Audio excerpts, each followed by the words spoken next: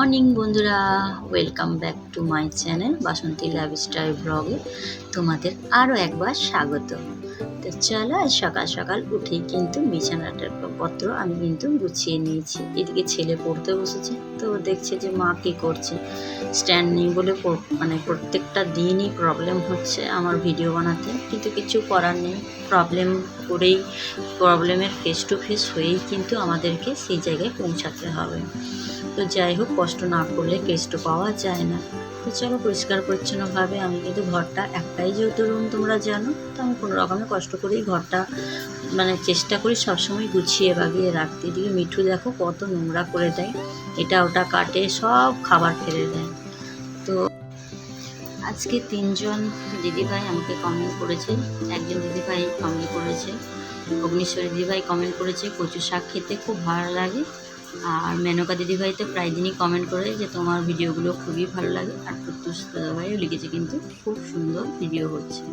তো চলো, তোমাদেরকে অনেক অনেক ধন্যবাদ, অনেক অনেক ভালোবাসা পাশে থাকার জন্য। অনেক অনেক ভালোবাসা তোমাদের জন্য, এইভাবেই পাশে থাকো আর আমিও তোমাদের পাশে আছি। তো চলো, ভিডিওটাতে আমি যা যা করছি তোমরা তো দেখতেই পাচ্ছ। তো দেখো, আমি এখন কিন্তু মোছামুছি করে নিচ্ছি, কারণ মোছামুছি না করলে তো মানে মনটা শান্তি হয় না। এত বৃষ্টি হচ্ছে, তারপরেও দেখো পুরো ছাদটা এখনও শুকায়নি সেইভাবে। দেখো এখন কিন্তু জল জমে আছে। তো চলো, ছাদে চলে এলাম তোমাদের সাথে। পদ্ম গাছগুলো কত সুন্দর পাতা হয়েছে। আর প্রত্যেক দিনই কিন্তু আমি সকালবেলা একটুখানি ফুলগুলো তুলে নিই, কারণ বেলা হলে কিন্তু আবার জল পড়বে, কখন আবার গাছের ফুলগুলো কিন্তু সব নষ্ট হয়ে যায় জলে। তো ওই জন্য কিন্তু আমি তাড়াতাড়ি চলে আসি ফুলগুলো তুলে নিতে। তো দেখো, ফুলগুলো মোটামুটি এখান ওখান করে তুলি। এত গাছ হয়েছে যে ফুল তুলতে তুলতে আমার অনেকটা সময় লেগে যায়। আর গাছগুলোকে মন ভরে দেখি, জানো তো। যারা গাছপ্রেমী তারা অবশ্যই কমেন্ট করবে। আমি তো গাছের মানে কি বলবো, গাছকে এতটাই ভালোবেসে ফেলেছি যে কোথাও গেলে মনে হয় আমার গাছগুলো কী হবে, তার জন্য কিন্তু কোথাও যাওয়াই বন্ধ করে দিয়েছি। দেখো এত গাছ হয়েছে, আমি কোথায় ঢুকেছি তোমরা দেখতেই পাচ্ছিলে না, তাই না? তো দেখো এতগুলো ফুল হয়েছে।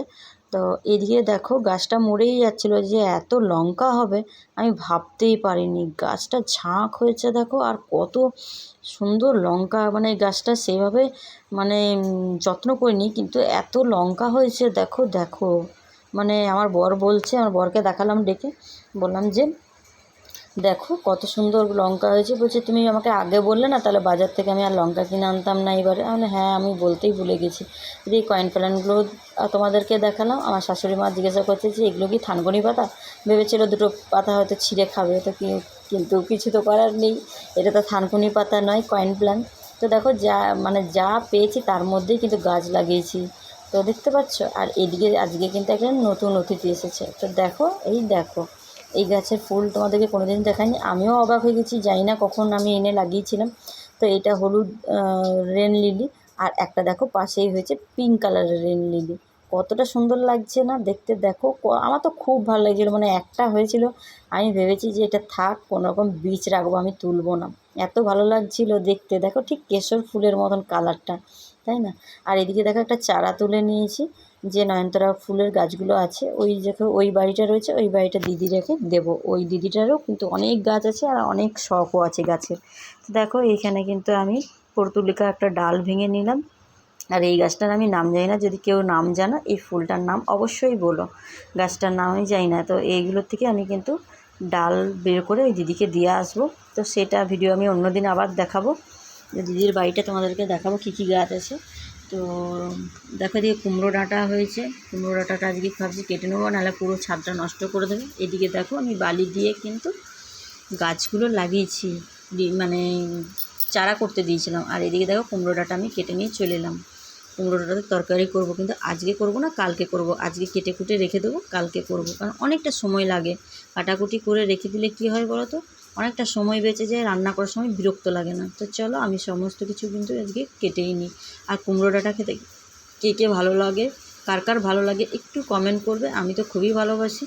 আর আমি একটা ঠাকুমার ঝুলি থেকে একটা রান্না শিখেছিলাম, সেই রান্নাটা আগামী কিন্তু ভিডিওতে তোমাদেরকে অবশ্যই দেখাবো। তো বন্ধুরা, যারা আমার ভিডিও দেখতে ভালোবাসো, তাদের জন্য অসংখ্য অসংখ্য ধন্যবাদ আর অনেক অনেক ভালোবাসা। যদি ভিডিওটা সত্যি ভালো লাগে, অনেক কষ্ট করে বানাই তো, যদি একটু লাইক কমেন্ট করো তো খুব ভালো লাগে, জানো তো, মানে মনটা শান্তি হয়। তো তোমরা জানো শুধু ভিডিও করলে হয় না, সময়ে সময়ে চারিদিকে ফোন ধরো, তাকে এডিটিং করো, অনেক কষ্ট থাকে এর মধ্যে। তো দেখো এই বাচ্চাগুলোও চলে এসছে পড়তে, খুব গল্প করছিলো। আমি বললাম ওদেরকে যে দাঁড়া, আমি এখানে ফটো তুলে তোদেরকে ভিডিও করে তোদের মানে বাড়িতে আমি পাঠিয়ে দিচ্ছি, মানে তোরা কী কী গল্প করছিস, ঠিক আছে। তো সবাই দেখো যেই ভিডিও করেছি সেই কিন্তু সব গল্প বন্ধ করে পড়তে বসে গেছে। আমি চলে এসেছি মোমো খেতে। তো চলো টাটা বাই।